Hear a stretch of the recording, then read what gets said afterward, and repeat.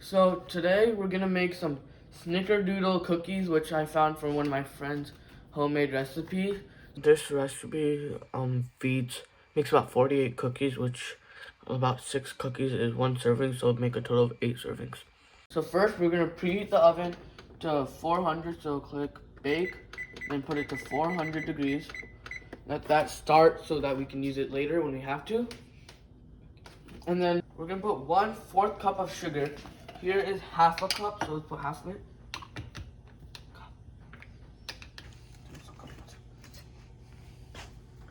A little bit more, if I could say.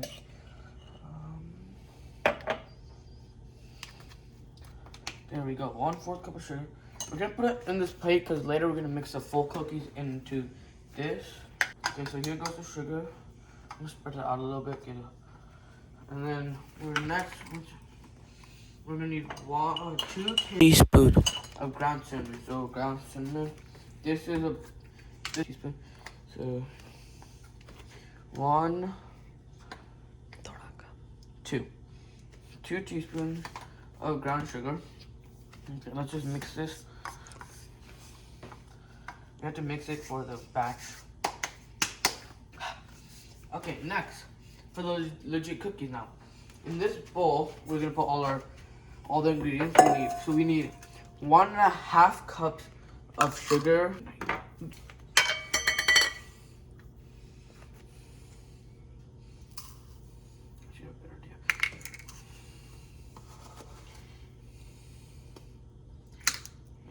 It's not gonna fill the rest of that. Okay, first 1.5. That's a half. Now let's do this 1 cup. A little bit more. Just a little bit more. Okay, this 1.5 cups of sugar, and then we're gonna need half cups of butter. As you can see, it says half cup of butter right there. So let's unwrap this. So you need a full cup. Each one's 1/2 cup. So let's put that in here. Here we go. And then next we're gonna put 2 eggs right here. Okay, ready? I'll put the shells on this because 1 egg, 2 eggs. So we finished mixing it. It's good texture, everything. So now we're gonna add our 2 3/4 cup of flour, 1 cup, and then you have to mix it. Slowly mix it. Don't make it go everywhere like I just did. Mix it into the batter. You don't want to add it all at once because then it won't mix properly. So make sure you do it a little bit at a time. Okay. That looks good. So now let's add the second cup.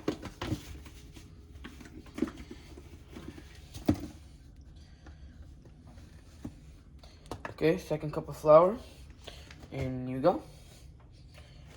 Mix before you add the last bit of flour. Mix, mix. Oh my god. That's okay.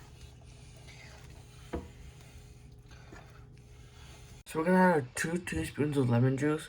We're gonna add it before we add the last little bit of flour because you want a little bit of liquidness to make it easier to mix. I'll add it all. Teaspoon. Just 2 teaspoons. First, let's mix it in a little bit before we do anything.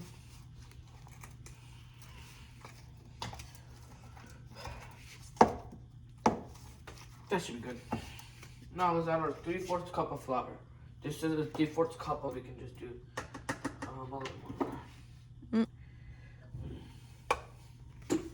And then let's mix.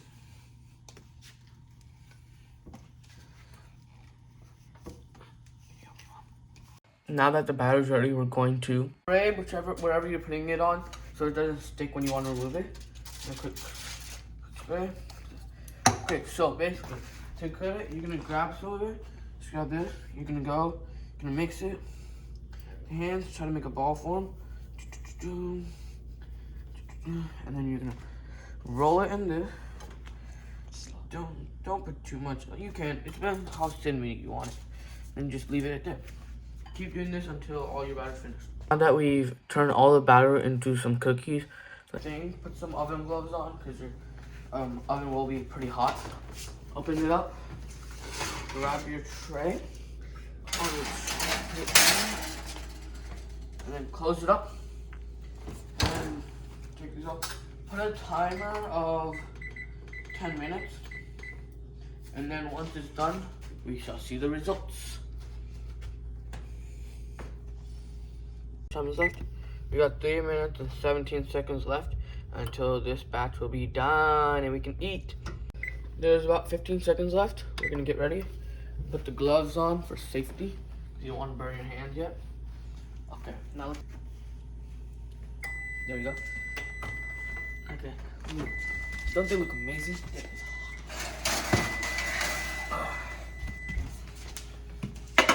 Okay.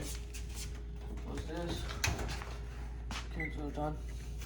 Now, these look amazing, don't they? If you have pieces that are connecting like this, all you really need is just get a quick knife. You can just cut them for now. Just cut them into pieces. You don't really need them. And then let them cool for about 10 to 15 minutes. Don't want to burn your face eating them. I hope you enjoy them. Okay. So after like about 10 minutes, you can start spatulaing them out. Use a spatula, go under them and get it. I got this one. So eat and enjoy.